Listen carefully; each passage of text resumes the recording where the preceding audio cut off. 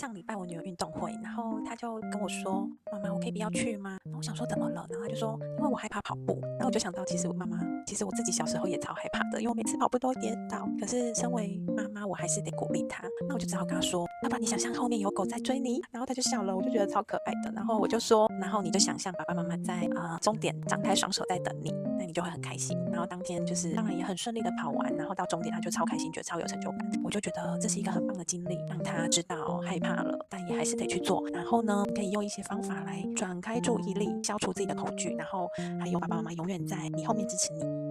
爸爸妈妈真的有在终点等你，帮你加油哦。其实常常会在自己的小孩身上看到自己的影子，好像自己又重新跟着他一起长大一次。每次帮他加油，都好像帮我自己的小时候加油一样。帮你们加油的同时，我也一起疗愈了我自己。